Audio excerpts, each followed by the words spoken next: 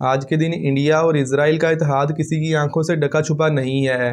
पिछले दिनों Indian prime minister Narendra Modi Israel का दौरा करते हैं, जहां वो इजराइल की पार्लियामेंट में एक लंबा भाषण देते हैं। I had the good fortune to be the first Prime Minister of India to visit Israel.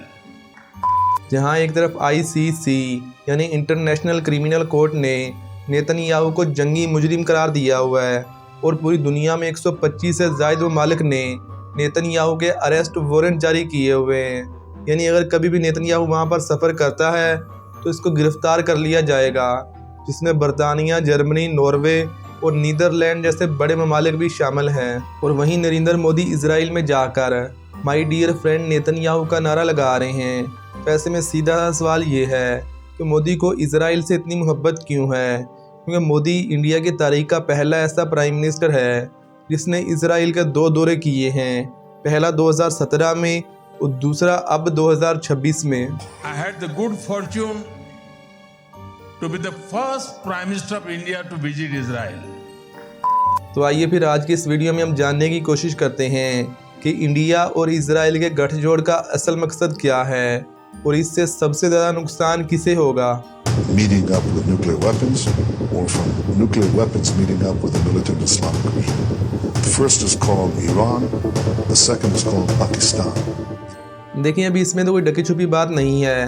अगर पूरी दुनिया में इंडिया और इजराइल अगर किसी मुल्क को अपना सबसे बड़ा दुश्मन समझते हैं तो वो पाकिस्तान है। और पाकिस्तान ने मई 2025 की जंग में इंडिया की तो ऐसी की तैसी कर दी थी, जबकि दूसरी तरफ पूरी अरब दुनिया में कोई ऐसा मुल्क नहीं है जो इसराइल को टक्कर देने की ताकत रखता हो। इसराइल ने अमेरिका की मदद से इन तमाम ममालिक को दबाया हुआ है और पूरी दुनिया में पाकिस्तान ही एक ऐसा वाहिद इस्लामिक कंट्री है जिसके पास न्यूक्लियर हथियार मौजूद हैं और इसराइल की पाकिस्तान के इन्हीं न्यूक्लियर हथियारों से फटती है, क्योंकि पाकिस्तान सिर्फ चंद मिनट के अंदर ही पूरे इसराइल को हमेशा के लिए ख़त्म कर सकता है।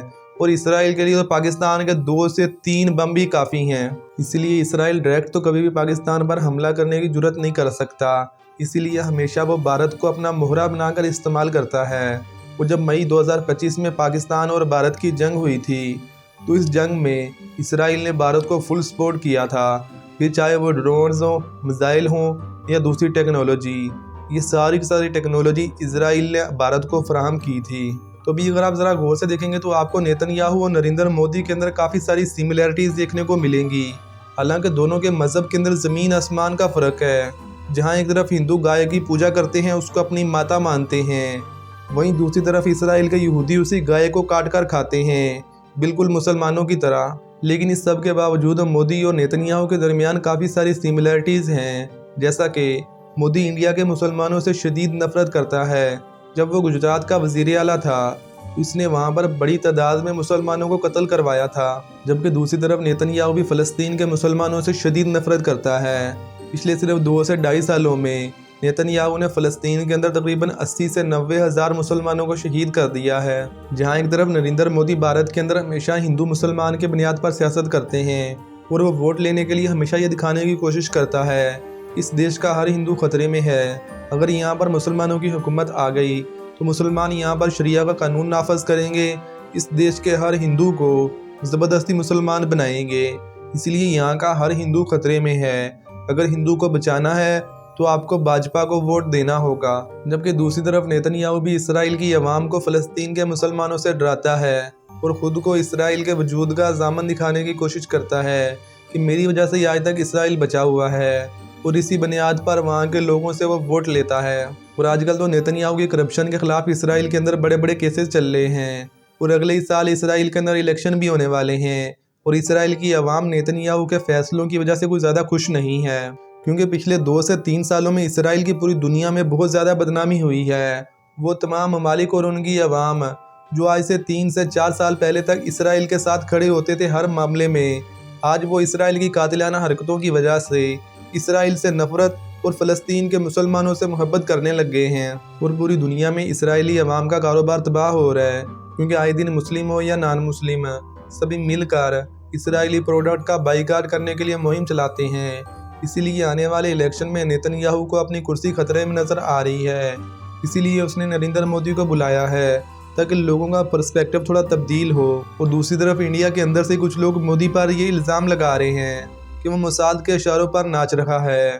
और कुछ लोग तो ये भी दावा करते हैं कि नरेंद्र मोदी को 2024 का इलेक्शन जितवाने के पीछे भी इसराइल का हाथ था। तो भी अगर हम अपनी इस पूरी डिस्कशन को समराइज़ करें तो फिर नरेंद्र मोदी हो या नेतन्याहू, ये दोनों पाकिस्तान को काउंटर करने के लिए एक ही सिक्के के दो रुख बन चुके हैं। अभी हकीकत तो यही है कि एक तरफ इसराइल तमाम अरब ममालिक पर कब्जा करके ग्रेटर इसराइल बनाना चाहता है और दूसरी तरफ भारत, पाकिस्तान, नेपाल, बांग्लादेश, अफगानिस्तान, इन सबको मिलाकर अखंड भारत बनाना चाहता है। और इसराइल की भी यही ख्वाहिश है कि भारत जैसे तैसे करके पाकिस्तान पर कब्जा कर ले, ताकि एक साइड में ग्रेटर इसराइल हो और दूसरी साइड में अखंड भारत, ताकि दोनों के लिए पूरी दुनिया में कोई ख़तरा ना हो। लेकिन ऐसे में मुझे कुरान पाक की वो आयत याद आती है, माकरू माकर अल्लाह वल्लाहु खैरुल माकिरीन, यानी एक साइड में इंसान चाल चलता है और दूसरी साइड में अल्लाह, बेशक अल्लाह ताला बेहतरीन चाल चलने वाला है। अल्लाह हाफिज़।